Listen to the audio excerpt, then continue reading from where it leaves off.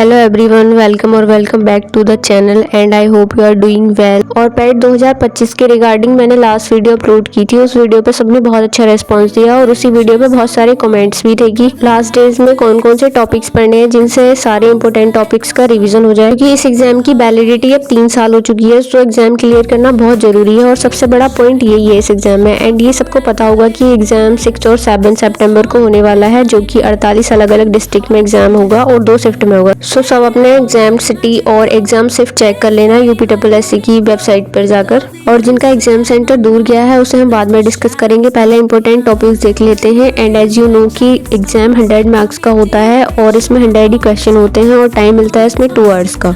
तो मैंने इस पेपर पे लेफ्ट साइड में स्कोरिंग टॉपिक्स लिखे हैं जो बहुत जरूरी है करने और इजीली हो भी जाएंगे। And that is Hindi plus गद्यांश, जो कि 15 मार्क्स के आते हैं। और हिंदी में पैट में सिर्फ वोकैब वाला पोर्शन ही ज्यादा आता है, बाकी रहता है गद्यांश का। मतलब पैसेज वाले पोर्शन में सिर्फ 2 से 4 पैसेज सोल्व करके या कोई सिंगल वीडियो देखकर आपको पैसेज सोल्व करने की अप्रोच पता करनी है, जिससे एग्जाम में ज्यादा टाइम टेकिंग ना हो जाए। और ये चीज आप PYQs या मॉक टेस्ट से भी कर सकते हो। अब आते हैं दूसरा important topic and that is DI plus maths, जो 25 मार्क्स का है। और मैथ्स में ऐसा बिल्कुल नहीं है कि आपको सारा सिलेबस करना है, बस 5 से 6 टॉपिक ही मेंशन है, वही टॉपिक्स करने। और इन्हीं 5-6 टॉपिक से रिलेटेड DI के क्वेश्चन आते हैं, तो आप 5-6 चैप्टर जरूर कर लेना सिलेबस देखकर। और इसमें भी अगर आप बहुत डीप भी नहीं कर सकते तो थोड़ा मोटा मोटा पढ़ लेना, फॉर्मूले वगैरह रिवाइज हो जाएंगे।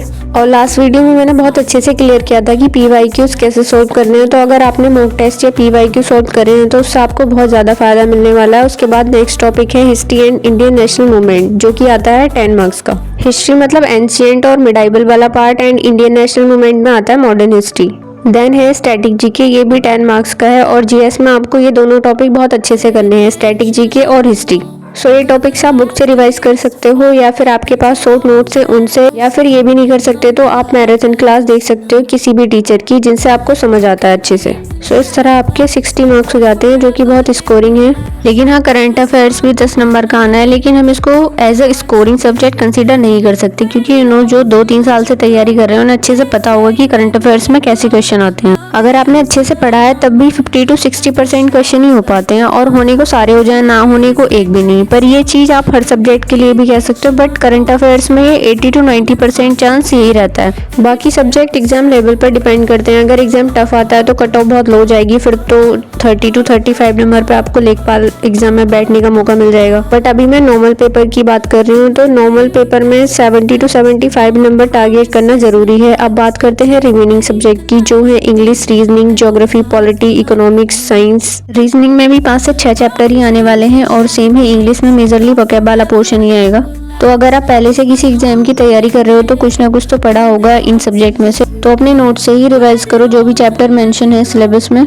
और अब आते हैं वो बच्चे जो किसी और एग्जाम की तैयारी कर रहे हैं, बट उन्होंने पैट के लिए अभी कुछ भी नहीं पढ़ा है। तो आप अपने शॉर्ट नोट्स रिवाइज कर सकते हो, और बाकी सब्जेक्ट के लिए आप उनकी मैराथन क्लासेस देख सकते हो। और किसी का डाउट है कि मैराथन क्लास के लिए कौन सा चैनल बेस्ट है, तो इन माय ओपिनियन रोजगार विद अंकित चैनल आप वहां से कंप्लीट कर सकते हो। मैं भी ज्योग्राफी, साइंस और स्टैटिक की क्लास वहीं से कंप्लीट करने वाली हूँ। और प्रीवियस पैट एग्जाम में मेरे कितने मार्क्स थे मैं लास्ट वीडियो में अच्छे से क्लियर कर चुकी हूँ। इफ यू वांट आप देख सकते हो वीडियो, अदरवाइज फालतू में ये वीडियो लंबी हो जाएगी। और हाँ, जैसे मैंने एग्जाम टाइम पर रिवीजन के लिए इस टाइप से शॉर्ट नोट्स बना रखे हैं, हिस्ट्री के, इसके बाद पॉलिटी, देन ज्योग्राफी। तो आप भी जब कोई सब्जेक्ट पढ़ो तो उसकी शॉर्ट नोट जरूर बनाओ, एग्जाम टाइम में इससे बहुत ज्यादा हेल्प हो जाती है। क्योंकि आप हर टाइम मैराथन या फिर मॉक टेस्ट के लिए स्क्रीन के सामने नहीं बैठ सकते, इससे आइज में बहुत ज्यादा प्रॉब्लम होने लगती है। और अगर आपके पास नोट्स हैं तो फिर 1000 चीजों के पीछे मत भागो कि ये वीडियो देख लिया, वो वीडियो देख लिया। बस जो सोर्स आपके पास है उन्हें बार बार रिवाइज करो, एंड रिवीजन के लिए PYQ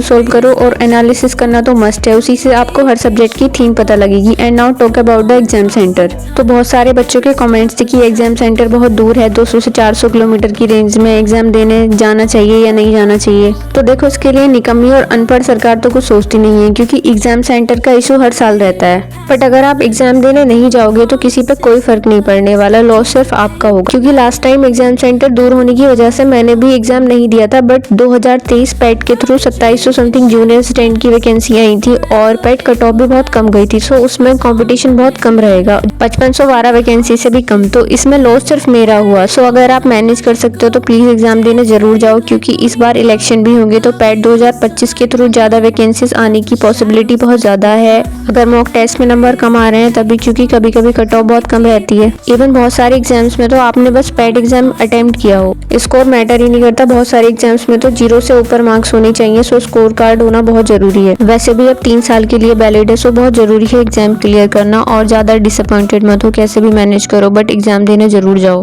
प्रॉब्लम्स हर किसी के साथ हैं और सेम ही स्ट्रेटेजी मैं भी फॉलो करने वाली हूँ, क्योंकि बहुत टाइम से मेरी पढ़ाई अच्छे से नहीं हो पा रही है, क्योंकि मुझे सर्वाइकल और माइग्रेन का पेन बहुत ज्यादा है इस टाइम पे। आप इतनी सारी मेडिसिन देख सकते हो, बट अभी भी इतना ज्यादा रिलीफ नहीं है कोई। लाइक मुझसे नहीं हो पाएगा, यही वाला सीन है मेरा भी। बट फिर भी यही लगता है कि एग्जाम स्किप नहीं करना। और मेरा एग्जाम सेंटर भी 80 से 90 किलोमीटर की रेंज में ही है। So yes, that pretty much it for today's video and just utilise your time well. जो भी आपकी क्वेरी हो, सजेशन हो, you can tell me in the comments. I will definitely reply each and every one of you. और video अच्छी लगी हो तो, इवन ना भी अच्छी लगी हो तो झूठ बोल देना, but don't forget to like, share और subscribe. And all the very best for your upcoming exams. I'll see you soon. Radhe Radhe. Stay positive and stay consistent.